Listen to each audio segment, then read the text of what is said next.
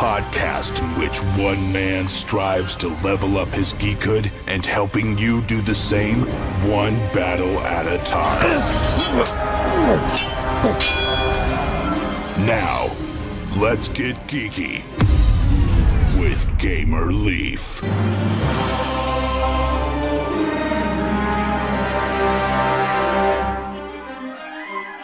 Years ago, scientists constructed the belief engine, a machine that warps reality based on people's strongly held beliefs. It was turned on for testing, but proved too sensitive. Widespread belief in the depravity of man and fears of social collapse suddenly took on the full force of objective fact. Without resort to a shared reality, civilization crumbled like a sandcastle in the tide. From the ruins have arisen cults led by charismatic, messianic figures possessed of seemingly divine powers derived from the belief engine. You are one such a figure, the true one, the Messiah. Does this sound familiar to me? To me it doesn't.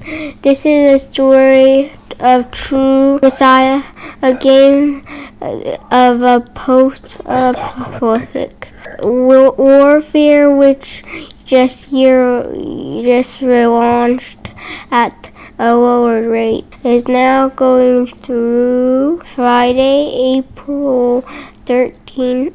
2018. My dad won't let me play it as it's for 13 or 14 and up.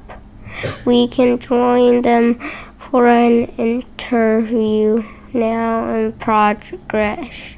During playtesting, was there ever anything that you had to scrap that just wouldn't work? Well, yeah, so I actually developed the first prototype of this game in 2003. Which, at this point is like 15 years ago. So it's been in development a really long time. I've made a lot of changes to it over the years. The core mechanics have remained more or less the same, but over time I've been making improvements and removing things that don't work, and balancing the cards. Probably the biggest change to it since its initial days as a prototype is back in the day, everyone used to just draw cards out of a common pool, and no one had their own decks, and there wasn't any deck building. And then 2 or 3 years ago, I was like, you know what, that's stupid. I'm changing that. This would be way better if it were also a deck builder. So now there's like a secret bidding system. You amass coins over the course of your turns, and at the end of each round, you make a secret bid based on a selection of cards that are sort of flipped over off the top of the market between 5 and 7, depending on the number of players. And whoever bids highest gets to spend their bid first. When you spend your bid, you spend it on up to 2 cards with a combined cost equal to or less than your bid. So this system, because it's like both you're buying cards of a particular cost, and you're also sort of bidding on priority. Sometimes you want to overbid just to make sure that you get first pick of cards, and sometimes you even want to overbid and then get low-cost cards just to screw over the other players. Okay, that sounds pretty cool, some bidding and whatnot. That's cool. So did it take 15 years of play testing, or why from 2003 to 2000, what are we in, 18? Yes. Why did it take so long? Yes, sir. Yeah, it's not like the game was that hard to playtest. It's just that I was doing other stuff in the meantime. It took that long, not to bring the game to fruition so much as for me to realize that you could actually get art for a board game and run a Kickstarter and actually do a print run and actually distribute it, which, most of the time that it was in development, that wasn't really a thing. So it took me a while to kind of cotton on to the fact that that was now an option. Yeah, they didn't have that back then. So how did you get introduced to Kickstarter, Craig? How did I get introduced? I think what it was I was a part of, and I say I was a part of, I'm still part of, I actually now run the Chicago area group for indie game developers called Indie City Games. At the time, I was just some guy who made games but hadn't really released anything all that commercially successful. And I met other developers, and they were like using this newfangled site called Kickstarter. Have you ever heard of Octodad? It sounds familiar. I'm not sure though. Yeah, so that's like a little indie comedy game where you play as an octopus who is masquerading as a normal suburban family man. And you kind of have to just perform everyday tasks with your incredibly awkward flailing tentacles and not let other people realize that you're an octopus. So anyway, the developers that made this game, the Young Horses, it's the name of their studio, they live in Chicago, and they used Kickstarter, and they raised what was at the time the hefty sum of about $15,000 in order to make this game, which I'm sure cost dramatically more than that, but that's another story. Gradually, like other developers in the Chicago scene started using Kickstarter, and they got money for their games. And I was like, that's cool, I should do that. So then I ran Kickstarter for Telepath Tactics, and that was how I got most of the art budget for that. Having done that successfully, I was looking for a new project, and I was like, hey, I have this board game sitting around. I could get a bunch of like really incredible art for it, and I could throw it on Kickstarter. So that's kind of how that came about. There you go. And it looks like you ran it before previously. Is that correct? Yeah. So I tried to kickstart it in 2016. I did a ton of research, but I didn't get the pricing quite right, unfortunately. So there was a lot of interest, but a lot of people who were frustrated with the pricing tiers. So I was like, all right, I'm going to go ahead and redo this with what I know now. Honestly, most of the time in between then and now was just spent waiting for the fulfillment service that I was going to go with to have spots again available in their lineup. Okay. So what all changed? What all did you change from the first campaign to this one? The biggest thing was just, in terms of offering the thing with miniatures at a lower price.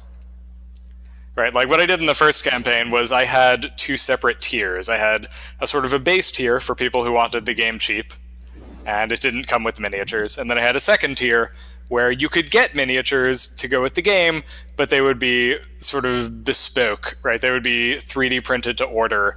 And that was expensive, and people didn't like that.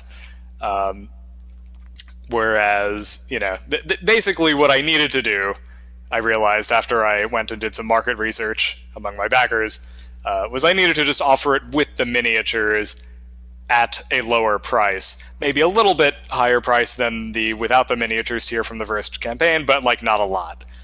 So that's what I'm doing now. It's now $60 with free shipping, and it comes with all of the very nice, very large Messiah miniatures. Cool. There you go. So that's that's pretty good that you took the other backers' advice and whatnot. Sometimes people do that, sometimes they don't. But yeah, it's usually better. They know what they're talking about because they're the ones that will end up backing the project and whatnot. Yeah, presumably. Yeah, hopefully. Yeah, so that's good. So let's see here. Now I know you're probably kind of biased about this game or whatnot. So are there any other reviewers or YouTubers or anybody else who's previewed the game that they might be able to check out? Yeah, I believe Undead Viking did a thing, and that should be embedded on the Kickstarter page. There was a review from I think it was Polyhedron Collider. I felt like they didn't really understand the game super well, though, so I wasn't like particularly eager to highlight that. And on the whole, other than that, like a lot of copies of the game sent out at my expense and never returned, and no reviews, which I find somewhat frustrating, but there's not anything I can really do about that. Oh boy, I'm sorry about that. That's not good. There is one YouTuber who I know is actually doing a review right now, and that is, I believe, The Quarantine. So hopefully that's up pretty soon. Okay, yeah, and if you go ahead and give me links and whatnot, I'll make sure that we leave those in the show notes as well, so people can maybe not necessarily just take your word for it, but they can see some other input on the game and whatnot. So that's pretty cool. Yeah, absolutely. Per se, somebody's fallen asleep, it wouldn't be because of you or your game, either True Messiah or the video game that you made. It'd probably be because of me and my voice and whatnot. Come the 23rd of March when we're recording this morning, I released my 44th episode of the year thus far, and so they get a little tired to hear me drone on and on. But why should they take a chance? But now they're suddenly jolted awake, and so they don't hate the oncoming traffic or whatnot. And so now you have their full attention, correct? Why should they take a chance on True Messiah, a game of Cold Warfare, especially with all the other great games that they have out there on Kickstarters currently? Because there is no other game out on Kickstarter currently, or likely to be in the future, that is like True Messiah. The theme is totally unique. The art style is surrealist horror, which you are very unlikely to see in any board game out there. It's inspired by Zlatislaw Beksinski, who, his name's a little hard to spell, but he was a Polish painter who unfortunately was murdered. Is a really sad story, but his art was just absolutely incredible and kind of disturbing. And we took a lot of inspiration from him, a little bit from Pete Moorbacher as well. And it's all the art's incredible. You will not find very many tactics games with deterministic combat mechanics of the sort that we have in True Messiah, which is another reason to back the game. Usually with miniatures, it's all about die rolling, and maybe you'll get RNG screwed, maybe you won't get RNG screwed. Here, this is a very skill based game. If you are a better player, you're probably gonna win, which I think is pretty cool. And I feel like there aren't enough games like that out there right now. The premise is totally unique. I don't know of any other game that has a premise like True Messiah's. Bottom line, right? Publishers are going to pick themes, and they're going to pick art styles, and they're going to pick mechanics that they think are safe, and that's why you see a lot of board games that are really very samey, right? It's like, oh, this one has nice miniatures, this one has nice components, okay, I'll back that. But what are you really getting, right? You're getting the same experience that you can have in like a dozen different board games. This is an opportunity to get something that's totally different from any other board game that you're likely to ever get, let alone anything that's ever actually come out. And that's why I think you should back it. Well, there you go. And is this for children or for adults, or where would you put the age limit on this game, do you think, Craig? Well, we say it's for people 13 and up, and that is largely because there are all kinds of laws and restrictions if you market things to kids that are 12 and under. But really, if this game is appropriate for anyone under 13, you know your kids better than I do. Maybe they would like it. Maybe they shouldn't have it. It's up to you. There you go. A little bit of parental guidance. So that's good. Cool. So per se, they got tired of listening to my voice or whatnot. Are you on any other podcasts, or can I go ahead and say you heard it here first on Getting Geeky with Game Relief? Well, gosh, I've been interviewed in print a few places, but I think this might be the first podcast where I've talked about True Messiah. Well, there you go. So I guess technically, any other podcast coming up? Do you know? Not that I can think of right now. Guess who's back? It's Game Relief and Batty Leaf. Yeah, Gamer Leaf and Bat Leaf. How you doing, Bat Leaf? I'm Batty Leaf! Let's not yell Batty Leaf, can we? I don't know. Okay, so what's going to be coming? Banana. What's going to be coming up next week? What do we play? I don't know. What game did you just play? What's going to come up next week? Mario Kart 8. Yeah, no, well, that's going to be one. And then Mario Kart Monopoly, huh? I don't know. Oh, okay, interesting. Well, how about... I don't know. I see you just having too much fun now. Something says a banana. Go get Princess Leaf, okay? Why did the banana eat a car? Because it wanted to bang itself. They're the little... I don't know. No. It's time for Kickstarter Corner.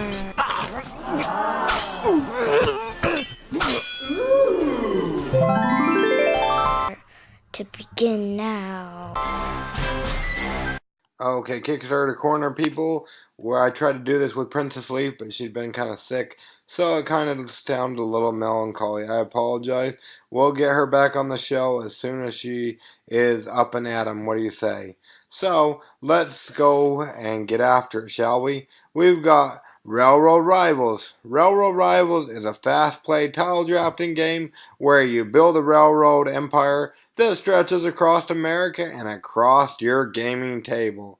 Check this one out by Forbidden Games. Reminder, next week we're going to have the creator of the game on Getting Geeky with Game Leaf. This project goes through the 10th of April. Definitely check that one out. And then we've got Rebels of Ravenport upgraded. Assemble your guild, defy the Overlord, take back Ravenport, a competitive card drafting strategy game. Backed by both Richard Simpson from We're Not Wizards as well as Dane from Everything Board Games. Definitely check this one out. They got about 2 weeks at the time of recording, going through the 13th of April. And yeah, this is pretty cool. Actually, yeah, definitely check that one out. And let's see, what other games do we have? Well, we've got quite a few, don't we? We've got Cat Rescue, the game of saving cats. Cat Rescue is a 1 to 4 player cooperative game. Players work together to save cats and adopt them just like they would in real life. They have funded and they got about 3 weeks left going through the 19th of April.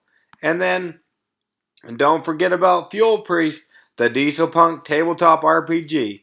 Fly airplanes, fight classicism in a Dieselpunk tabletop role-playing game with the Goddess of Progress, the Maiden of Oil.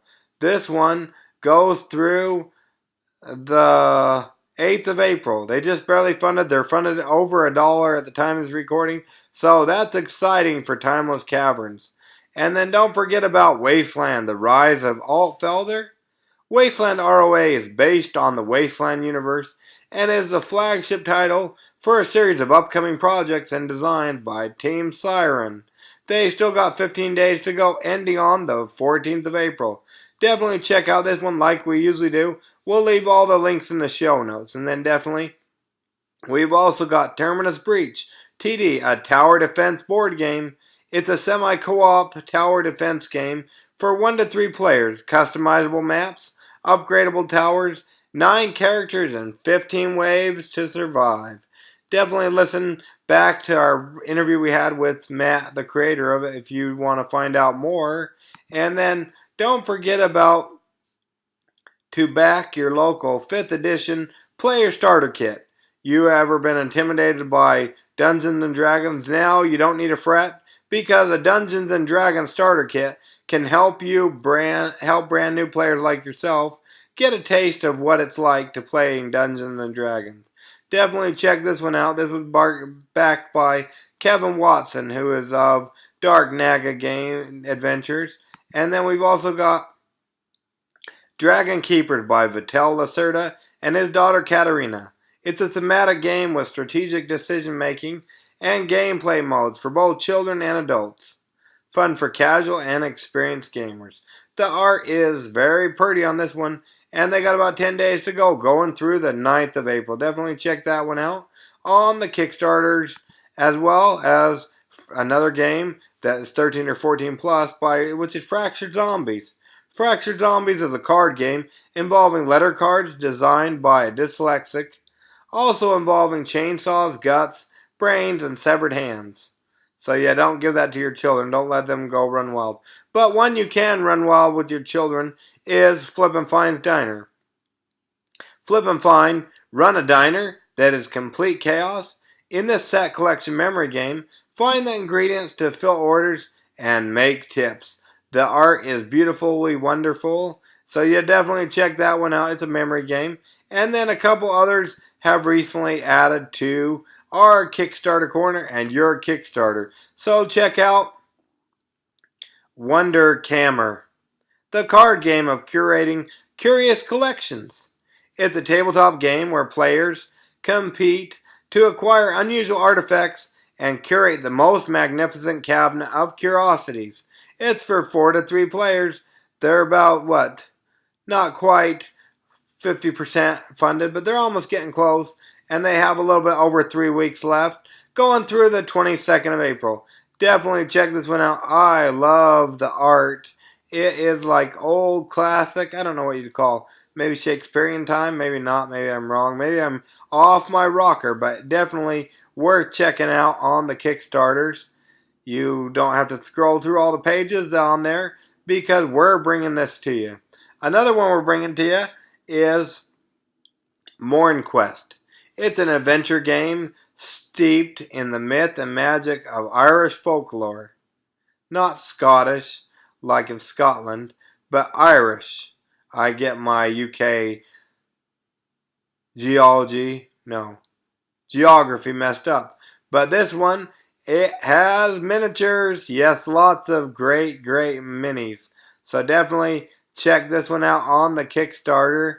It is awesome for sure. And we'll be having a short interview with one of the creators of this game come next week. So definitely check that one out on the Kickstarter.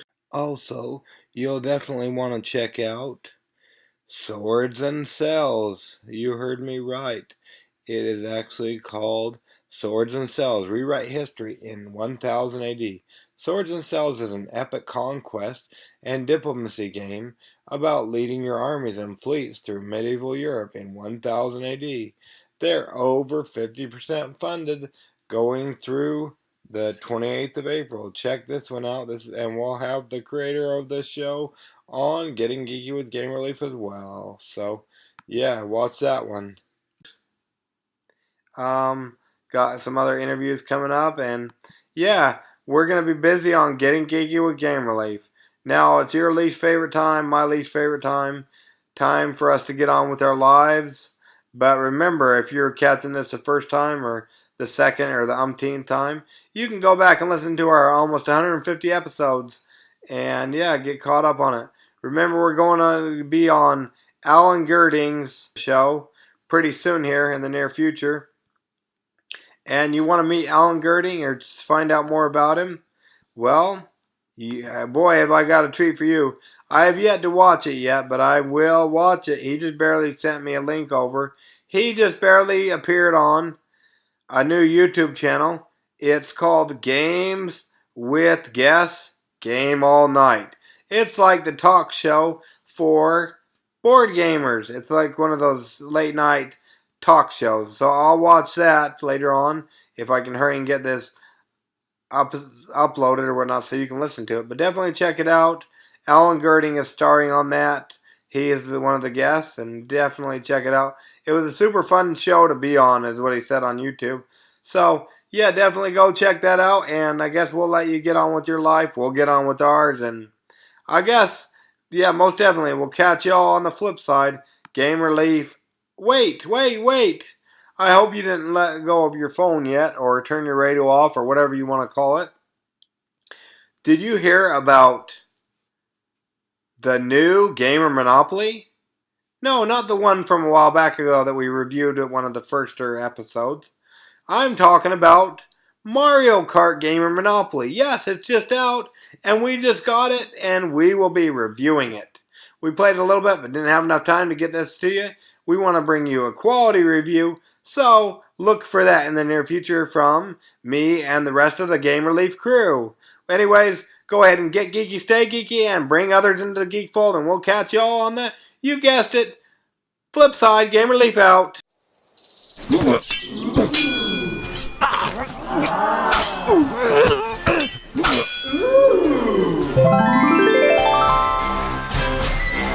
Gamer Leaf levels up.